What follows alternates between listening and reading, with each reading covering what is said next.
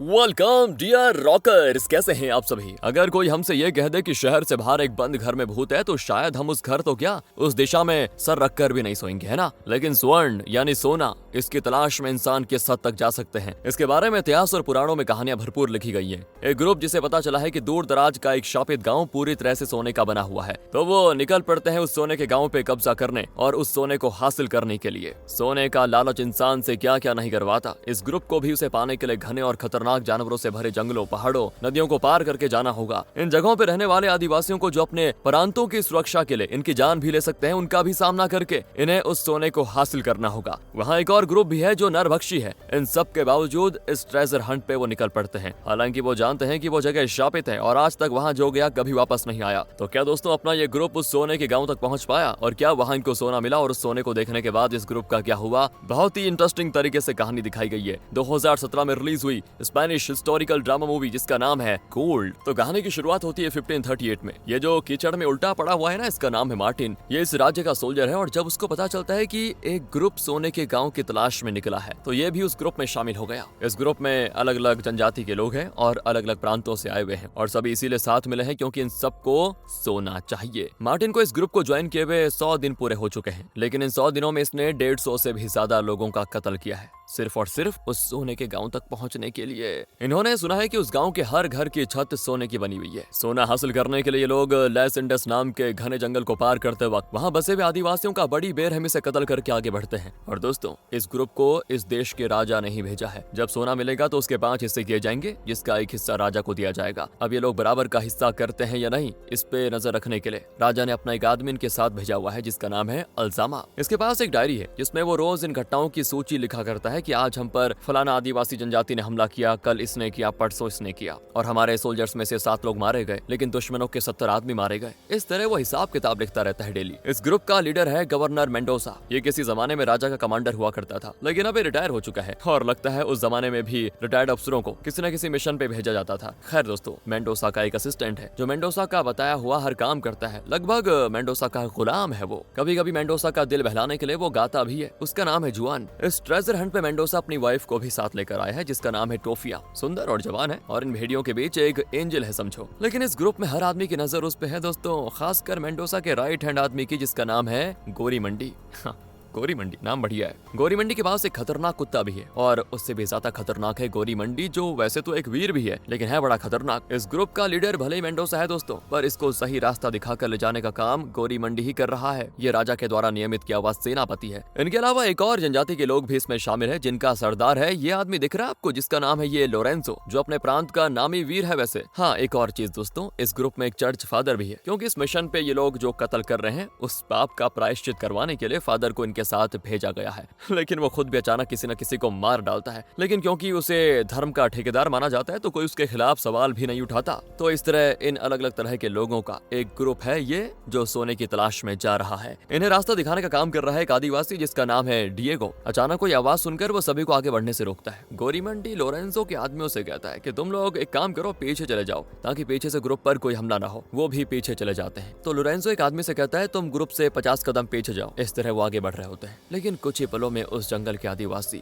रस्सी के ट्रैप से उसे तीर से उठा देते हैं और वो मारा जाता है। लेकिन दोस्तों, उसकी मौत की जरा भी परवाह न करते हुए ये लोग आगे बढ़ते ही रहते हैं। आगे आती एक बढ़िया सी नदी, उसकी गहराई और उसके अंदर कैसे खतरे होंगे ये जानने के लिए वो एक आदमी को भेजते हैं। तो वो भी नदी में उतर कर आगे जाता है, लेकिन कुछ ही पलों में एक मगरमच्छ उसका शिकार कर देता है। अब मेंडोसा सोच लेता है कि और 2 आदमियों को भेजकर उस मगरमच्छ की भूख मिटा दूंगा तो बाकी लोग सेफली नदी पार कर पाएंगे। वो कहता है कि 2 और आदमी जाकर चेक करो, पर कोई जाने को तैयार नहीं होता। यार कौन खेलेगा मौत से? तो गोरीमंडी कहता है कि मैं और लोरेंसो जाकर देखते हैं। कहकर वो दोनों नदी में उतरते हैं। गोरीमंडी अपने कुत्ते को आगे भेजता है और इनके पीछे पीछे दूसरे लोग भी नदी में चलने लग जाते हैं। फिर क्या था, अचानक आ जाता है मगरमच्छ और ये लोग उसको शूट करने लगते हैं। आखिर कैसे भी करके वो नदी पार कर लेते हैं और तब तक शाम हो जाती है। रात को वो उसी जगह पे रुकने का फैसला करते हैं। अल्जामा अपने ग्रुप को बताता है कि जंगल में हमारे एक आदमी को आदिवासियों ने मार डाला और अब नदी में 2 लोग मारे गए और जैसा वो चाहते थे उनके हिस्से का सोना किस किस को दिया जाएगा इस बारे में वो उनका वसीयतनामा पढ़ता है। वैसे दोस्तों, इस ग्रुप को जिसने भी ज्वाइन किया था उसे इस तरह का वसीयतनामा बनाने का हक दिया गया था, क्योंकि इस मिशन में अगर उनकी जान गई तो उनके हिस्से का सोना वो किसको देना चाहेंगे इसका जिक्र साफ साफ किया गया होता है। तो मरे हुए 2 लोगों ने अपना हिस्सा अपने परिवार को देना चाहा था, लेकिन तीसरे का परिवार नहीं था, इसीलिए उसने वसीयतनामा नहीं बनाया। तो उसका हिस्सा इस ग्रुप के बाकी लोगों में बराबर बांट दिया जाएगा। उस रात ना दो आदमी आपस में चुगली कर रहे होते हैं कि ये मेंडोसा टोफिया को किसी प्रांत से जबरदस्ती उठा के लेके आया था, ऐसा सुनने को मिला है। वो टोफिया के बारे में और भी कुछ अश्लील बातें करते हैं, तो लोरेंजो वहाँ पे आकर उनको चुप करा देता है कि जान प्यारी है तो चुपचाप सो जाओ चुगलखोर कहीं के। और मेंडोसा अपना जी बहलाने के लिए जुआन से कहता है कि जरा कोई बढ़िया सा गाना गाओ। वो गाने लगता है तो कुछ लोग सो जाते हैं। तब गोरी मंडी का कुत्ता जंगल की तरफ देखकर भौंकने लगता है और फिर जंगल के अंदर भाग जाता है, पता नहीं क्यों। कुछ ही देर में दोस्तों वो एक आदमी को भगाते हुए यहाँ वापस आ जाता है। वो एक आदिवासी होता है। ये लोग उसकी गर्दन पे चाकू रख देते हैं और पूछते हैं कि कौन हो तुम। तब वो कहता है कि मुझे प्यूर्टो रिको से राजा ने भेजा है, मैं गवर्नर मेंडोसा से मिलने आया हूँ। मेंडोसा कहता है वो मेरा ही नाम है, उसको छोड़ दो। कहकर वो उस आदिवासी को अपने टेंट में लेके जाता है। लगता है वो आदिवासी कोई खबर लेकर आया है, लेकिन दूसरों को शक होता है कि खबर क्या होगी। तो लोरेंजो मार्टिन से कहता है कि तुम्हारा दोस्त टोफिया की नौकरानी का प्रेमी है ना, तुम उससे कहकर नौकरानी से पता लगाओ कि यह आदिवासी क्या खबर लाया था। अगली सुबह गोरी मंडी सभी से कहता है कि अब हमें निकलना चाहिए, लेकिन कोई हिलता भी नहीं। मार्टिन कहता है कि हमें मेंडोसा से बात करनी है। तो मेंडोसा सामने आकर पूछता है कि कौन है जिसने मेरा नाम लेने की हिम्मत की। तो मार्टिन पूछता है कि हमें जानना है कि वो आदिवासी कौन था और क्या खबर लेकर आया था। अगर जवाब नहीं मिला तो हमें से कोई भी आपके साथ नहीं आएगा। तब मेंडोसा बताता है कि जब हम लोग सोने की तलाश में अपने देश से निकले थे तो वहाँ राजा की जगह एक वाइसरॉय ने ले ली थी। उसने अपने खास आदमी डॉन और उसके आदमियों को हमारे पीछे भेजा है। वो सबसे पहले हमारा पता लगाकर मुझे मार डालेंगे और इस ग्रुप को अपने कब्जे में लेकर इस मिशन को आगे बढ़ाएंगे। जब सोना मिलेगा तो उस पर वाइसरॉय अपना हक जमा लेगा। ये सुनकर गोरी मंडी जमीन पर तलवार से एक लकीर खींचता है और कहता है कि अगर डॉन ने हमें ढूंढ लिया तो वो न सिर्फ मेंडोसा का बल्कि हम सब का खात्मा करेगा। और अब देखो तुम सबके सामने दो रास्ते हैं। जो लोग मेंडोसा पर विश्वास करके उसके साथ चलना चाहते हैं वो इस लकीर के इस तरफ आ सकते हैं, और जो लोग डॉन का साथ देना चाहते हैं वो यहीं रुके रहें। ये कहकर वो आगे चला जाता है। सभी गोरी मंडी के पीछे आ जाते हैं। तो टोफिया मेंडोसा से पूछती है इस ग्रुप का लीडर कौन है, आप हो या गोरी मंडी? हमेशा वही सारे फैसले लेता है और सब उसी की सुनते हैं। ग्रुप को तो यही लगेगा कि आप में लीडर बनने की काबिलियत ही नहीं है, कुछ कीजिए। मेंडोसा कहता है कि तुम बस अपना काम से काम रखो, मैं सब जानता हूँ। सभी लकीर के इस तरफ आ जाते हैं, लेकिन अल्जामा वहीं पर बैठा होता है। लोरेंजो कहता है कि अगर अल्जामा साथ ना आए तो ऐसा लगेगा जैसे हमने राजा के खिलाफ फैसला ले लिया, ये हमारे लिए खतरा बन सकता है। तब मार्टिन अल्जामा से कहता है कि हम राजा के ही वफादार हैं और इस बात को साबित करने के लिए हम खजाने का एक नहीं 2 हिस्से राजा को दे देंगे, क्या कहते हो? इस पर अल्जामा झट से उठ जाता है और पूछता है कि मार्टिन की बात पर किसी को एतराज है क्या? पर सभी चुप रहते हैं। इस बात को वो अपनी डायरी में लिख देता है और इनके साथ चल देता है। आगे दोस्तों एक और कबीले पर ये लोग हमला करते हैं और उनकी औरतों को कब्जे में ले लेते हैं, उनका फायदा उठाने की कोशिश करते हैं। ये देखकर मेंडोसा कहता है कि उन औरतों को छोड़ दो। तो एक आदमी गुस्से में मेंडोसा से पूछता है कि तुम तो अपनी बीवी को साथ लेकर आ गए और मजे ले रहे हो, और हम क्या करें? लेकिन दोस्तों इस आदमी ने जल्दबाजी में गवर्नर से सवाल करने की जरूरत की और अब वो गुस्से में जुआन से कहकर उस आदमी को खत्म करने का हुक्म दे देता है, और वो भी पुराने और बहुत ही घिनौने तरीके से। तो वो आदमी कहता है कि तलवार से मेरा सर काट कर मुझे मौत दीजिए, एक वीर की ऐसी ही मौत होनी चाहिए। लेकिन दोस्तों वो उसकी एक ख्वाहिश तक पूरी नहीं करते और उसका गला घोंट कर उसे मार डालते हैं। इस मेंडोसा को जरूर कोई मेंटल प्रॉब्लम है दोस्तों, पता नहीं कब क्या कर दे। उसी रात जुआन इनको राह दिखाने वाले उस आदिवासी जिसका नाम अगासी है उसके साथ बैठकर उसकी भाषा सीखता है और अपनी किताब में लिख लेता है। टेंट के अंदर टोफिया सोने की तैयारी कर रही होती है और उसकी नौकरानी उसको नहला रही होती है। टोफिया टेंट का पर्दा हटाकर मार्टिन को ताक रही होती है और नौकरानी धीरे से उसका सर पकड़कर खींचती है और कहती है कि दीदी ये गलत बात है, अगर मेंडोसा को पता चल गया तो अच्छा नहीं होगा। अगले दिन वो फिर अपने सफर पे निकल पड़ते हैं। आगे का रास्ता जोंकों से भरा होता है। टोफिया अपने पैरों में चिपके हुए जोंक निकाल रही होती है। लोरेंजो का आदमी उसको बड़ी अजीब नजर से घूर रहा होता है। तो लोरेंजो कहता है कि बेटा अभी अभी एक आदमी का गला घोंटा गया है, तुम भी मारे जाओगे, चुपचाप टोफिया से आंखें हटाओ। तभी गन शॉट सुनकर गोरी मंडी समझ जाता है कि डॉन का ग्रुप आ चुका है। वो कुछ लोगों को पीछे भेज देता है ताकि वो डॉन के ग्रुप का सामना कर सके। वो अपना कुत्ता भी उनके साथ भेजता है। कुछ ही देर में वो एक आदिवासी को खींच लाते हैं जो कि डॉन के ग्रुप के लिए जासूसी कर रहा था, और फिर ये लोग अपने ग्रुप के एक आदिवासी के जरिए उससे बातें करते हैं। तब इनको पता चलता है कि डॉन का ग्रुप एक दिन के अंदर इन तक पहुंच जाएगा, और सच जानने के बाद ये मेंटल मेंडोसा उस डॉन ग्रुप के जासूस को मार डालता है। गोरी मंडी और लोरेंजो अगासी से पूछते हैं कि डॉन ग्रुप किस तरह से हमला कर सकता है, कुछ आइडिया है क्या? तो अगासी कहता है कि हम जहाँ हैं वो हमारे लिए फायदेमंद साबित होगा, क्योंकि डॉन हमें सीधे सीधे अटैक नहीं करेगा। वो दाहिनी तरफ के रास्ते से जाकर एक पहाड़ पर चढ़ जाएंगे और वहीं से हम पे हमला करेंगे, इसीलिए हम उसी दिशा में जाएंगे। लेकिन जब डॉन जरा भी एक्सपेक्ट नहीं करेगा हम बाईं तरफ मुड़कर दूसरा रास्ता ले लेंगे। लेकिन हाँ, वो रास्ता करीबेस नाम के खतरनाक आदिवासी ग्रुप की बस्ती से जाता है, और फिर कोई रास्ता न पाकर वो वही रास्ता अपनाते हैं। अचानक अगासी सभी को रोक लेता है और तब एक तीर आकर बिल्कुल सामने गिरता है। गोरी मंडी अपनी तलवार निकालता है, लेकिन अगासी उसको रोकते हुए कहता है कि हम पर हमला नहीं कर रहे, बल्कि हमसे डर रहे हैं वो, हमें बस चुपचाप आगे बढ़ना है और वो हमें कुछ नहीं करेंगे। कहकर वो आगे बढ़ता है और उसी रास्ते से सब उसके पीछे पीछे चल जाते हैं। नौकरानी टोफिया से कहती है कि अगर डॉन ग्रुप ने हम पे हमला बोल दिया तो सबसे पहले वो मेंडोसा को मार डालेंगे और तुम्हें उठा के लेके जाएंगे। डॉन तुम्हें अपनी रखेल बनाकर रखेगा। अपनी सुरक्षा चाहती हो तो अभी इस ग्रुप में एक बलवान आदमी को चुन लो। अगले सीन में टोफिया बिल्कुल अकेली बैठी होती है तो नौकरानी ने मार्टिन को वहां बुला लिया होता है। वो टोफिया के पास बिल्कुल आराम से बैठ जाता है। टोफिया कहती है मेरी जान बचाने के लिए शुक्रिया। ये कहकर वो धीरे धीरे मार्टिन को अपने जाल में फंसाने लग जाती है। इतने में गोरी मंडी आ जाता है और पूछता है तुम टोफिया के साथ यहाँ पे क्या कर रहे हो? टोफिया कहती है मैं बस मार्टिन से उसके गाँव के बारे में पूछ रही थी। तो गोरी मंडी कहता है तुम्हारा पति तुम्हें ढूंढ रहा है, वैसे तुम जाओ यहाँ से। उसे भेजने के बाद गोरी मंडी मार्टिन से कहता है वो गवर्नर की बीवी है, इस बात का जरा ध्यान रखना आगे से। तभी लोरेंजो आकर गोरी मंडी से कहता है वो सिर्फ मार्टिन का नहीं तुम्हारा भी तो गवर्नर है। और दोस्तों गुस्से में गोरी मंडी उनको चेतावनी देकर चला जाता है। मैं गोरी मंडी भी टोफिया को पाना चाहता है कैसे भी करके। इसके बाद लोरेंजो मार्टिन को चेतावनी देता है कि बेटा ध्यान से रहना, बड़ी पदवी के लोग कुछ भी कर सकते हैं, इसीलिए उनकी बीवियों से दूर ही रहा करो। तुम बस अपना काम करो और अपने हिस्से का सोना लेकर निकलते बनो, कम से कम जान तो बची रहेगी।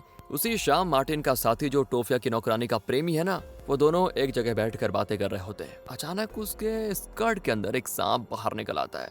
अगले ही सेकंड जहर की वजह से उसके मुंह से झाग निकलने लगता है और वो गिर पड़ती है। टोफिया भागकर आती है, उसे बचाने की कोशिश करती है, लेकिन वो मर जाती है। टोफिया बहुत रोती भी है, कहती है कि हमें इसके शरीर को इज्जत के साथ दफनाना होगा। और तब इनके साथ आया हुआ एक आदिवासी कहता है कि हम डॉन ग्रुप से बचकर भाग रहे हैं, हमने इस मिशन में अपने कई साथी खोए हैं, लेकिन उन्हें दफनाने में वक्त बर्बाद ना हो, इसलिए हमने उनको वहीं पे छोड़कर आगे बढ़ना सही समझा। ऐसे में हम इस नौकरानी की लाश को दफनाने में वक्त बर्बाद क्यों करें? कोई तुक बनता है क्या इसका? तो टोफिया गुस्से में मेंडोसा से कहती है इसे दफनाए बगैर तो मैं यहाँ से हिलूंगी भी नहीं। मेंडोसा फिर अपने दो आदमियों से कहता है कि टोफिया की नौकरानी की बॉडी को इज्जत के साथ दफना दो कैसे भी करके। और तब एक आदिवासी कहता है अगर कोई वीर तुम्हारे खिलाफ कुछ कह दे तो उसकी जान लेने में तुम्हें जरा भी झिझक नहीं होती, लेकिन अपनी बीवी को मना करने की तुम्हारी हिम्मत नहीं होती। थू है तुम पे।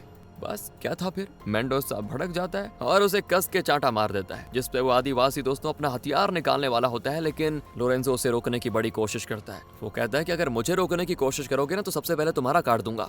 गुस्से में लोरेंजो उसके पैर में चाकू से चीर देता है और तब वो गिर जाता है। अब मेंडोसा जुबान से कहकर उस आदिवासी को भी खत्म करने का हुक्म देता है, लेकिन तब गोरी मंडी उसकी छाती पे तलवार खोपकर उसका काम तमाम कर देता है। ये देखकर लोरेंजो के साथी बिल्कुल आग बबूला हो जाते हैं, लेकिन वो उनको शांत करवाता है।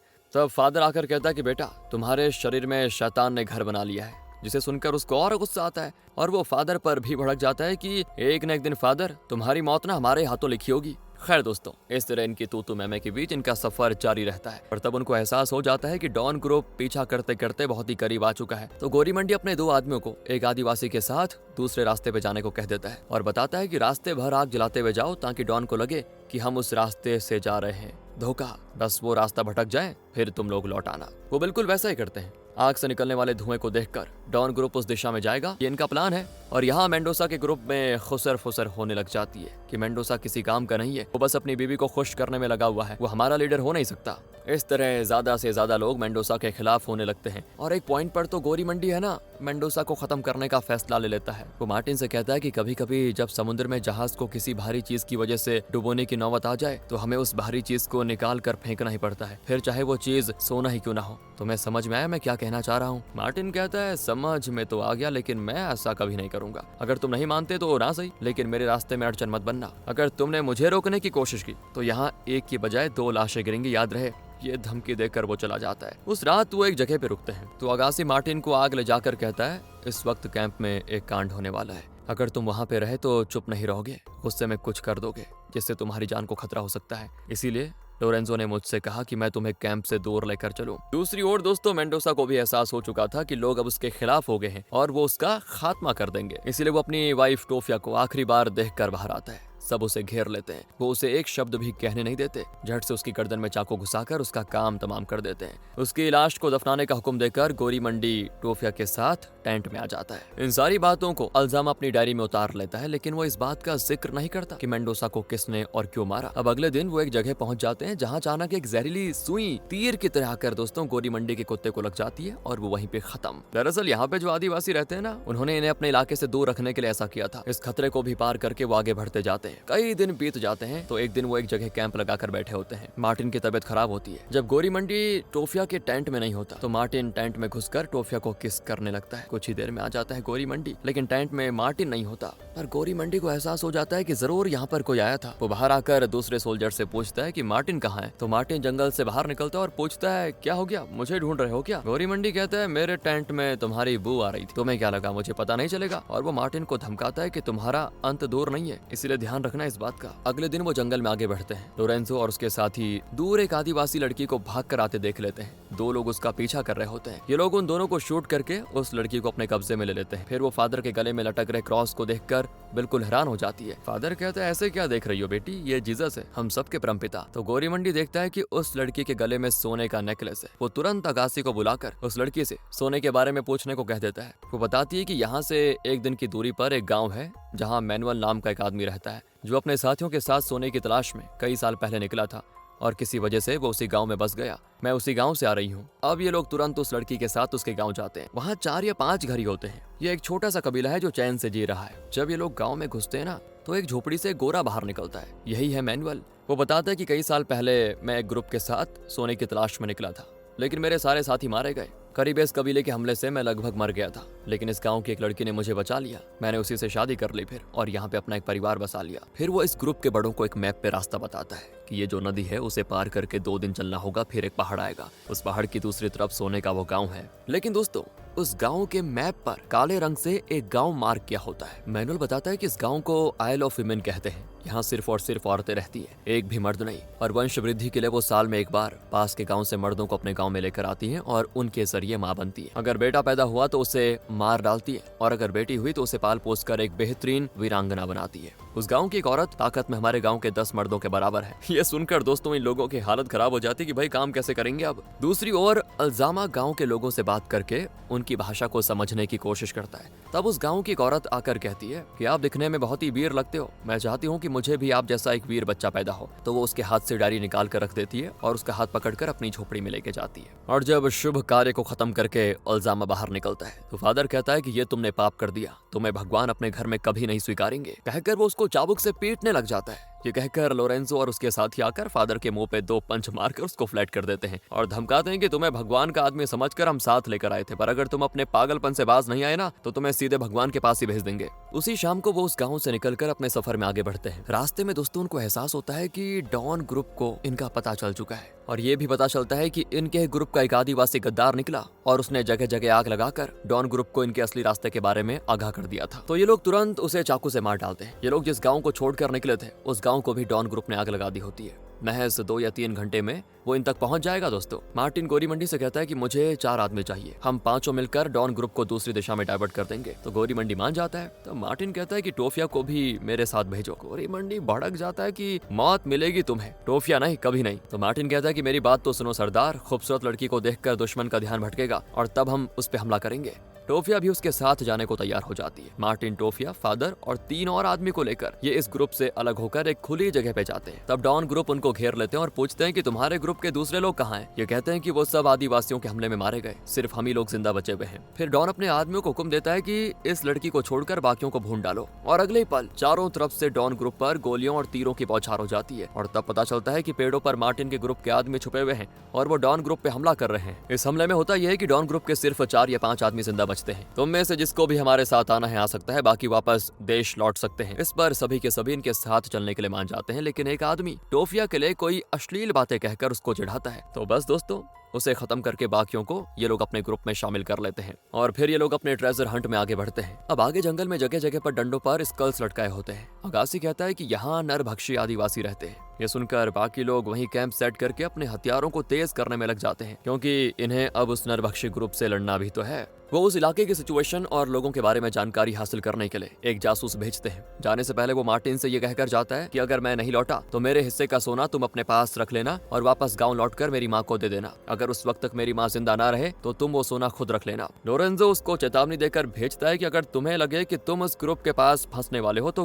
किसी भी हालत में जिंदा उनके हाथ मत लगना। वो भी चला जाता है। 2 घंटे बाद भी जब वो नहीं लौटता तो ये लोग धीरे धीरे उस इलाके की ओर बढ़ते हैं। अगासी को कोई आवाज आती है और लोरेंजो पूछता है कि वो लोग कितनी दूर पर हैं। अगासी कहता है वो दूर नहीं। तब अचानक एक जहरीली सुई तीर की तरह आकर इनके एक आदमी को खत्म कर देती है। ये लोग हथियार लेकर गांव की ओर भागते हैं, लेकिन नरभक्षियों का वो गांव दोस्तों एकदम शांत होता है। उनके झोपड़ों को देखकर इन्हें घबराहट होने लग जाती है, क्योंकि पता नहीं कौन कहां से निकलकर इनको तीर मार दे। अचानक वो जहरीली सुइयों को फूंकते हुए बाहर भाग कर आते हैं। ये लोग फिर उन्हें काट कर मार डालते हैं। फिर वो हर झोपड़ी में जाकर देखते हैं तो वहाँ कम से कम एक लाश लटक रही होती है। एक झोपड़ी में इनका वो आदमी भी लटक रहा होता है जो जासूसी करने आया था दोस्तों।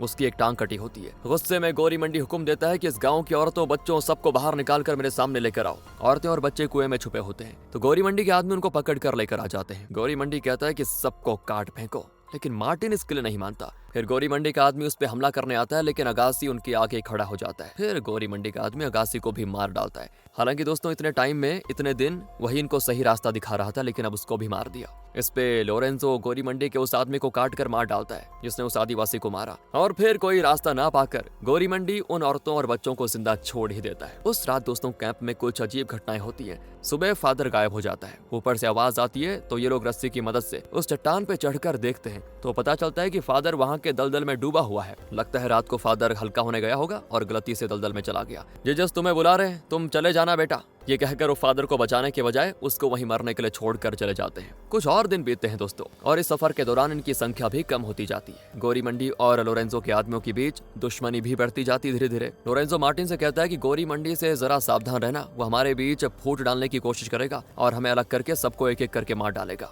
उसने ये कहकर मुंह बंद किया ही नहीं होता कि तभी गौरी मंडी आकर मार्टिन से कहता है कि तुम अपने एक साथी को लेकर आगे जाओ और देखो कि आगे जमीन कैसी है। उनके जाने के कुछ ही देर के बाद गौरी मंडी अपने आदमियों को इकट्ठा करता है और सबसे पहले अल्जामा को मार डालता है, जो राजा के लिए पूरे सफर की हर खबर अपनी डायरी में उतारता था। अगला टारगेट होता है लोरेंजो, लेकिन इससे पहले कि वो लोरेंजो को मार पाते, दूर से 2 बुलेट्स आकर गौरी मंडी के 2 आदमियों को खत्म कर देती है। असल में मार्टिन और उसका साथी गए तो थे, लेकिन वापस आ जाते हैं क्योंकि वो जानते थे कि गौरी मंडी लोरेंजो को मार डालेगा। इनके बीच यहाँ पे खूब लड़ाई होती है जिसमें इनके कई आदमी मारे जाते हैं। बेवजह टोफिया भी मारी जाती है। आखिर में ये लोग गौरी मंडी को पकड़कर एक जगह पे बांध देते हैं। अब यहाँ जिंदा बचे हैं दोस्तों 4 लोग, लोरेंजो, उसका राइट हैंड, मार्टिन और जुआन। आगे का सफर ये चारों ही तय करेंगे। वो आगे बढ़ते हैं जहाँ एक और कबीला है जिसके लोग दोस्तों अपने जहरीले तीरों से जुआन को घायल कर देते हैं, लेकिन अगर वो चिल्लाया तो उन्हें लोरेंजो के ग्रुप का पता चल जाएगा, इसीलिए ये लोग उसको मार डालते हैं। इसी बीच लोरेंजो को भी एक तीर लग जाता है। दर्द बर्दाश्त करके बिना कोई आवाज किए उस कबीले से दूर इनके साथ एक जगह पे पहुंच जाता है।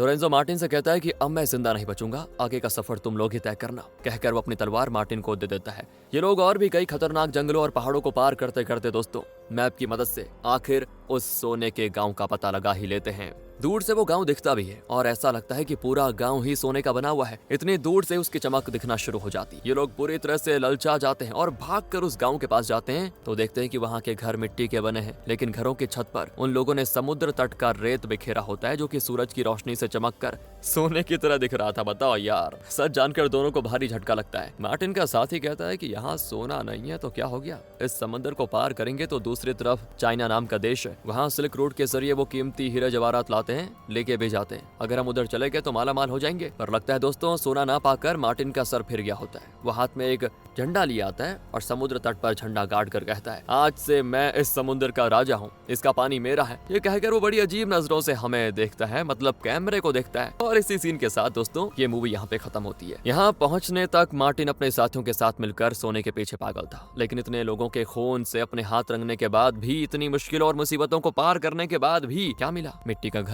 और इसीलिए वो सच में पागल हो गया। इसीलिए कहते हैं दोस्तों, सोने के पीछे मत भागो, सोने का दिल रखो, काम आता है। वह अगर आपको वीडियो अच्छी लगी हो या एंडिंग अच्छी ना लगी हो आपको तो बताइए, या अच्छी लगी हो तो भी बताइए। मिलते हैं आपसे अगली वीडियो में। अपना ध्यान रखिए यार, बहुत जरूरी है। Thanks for watching.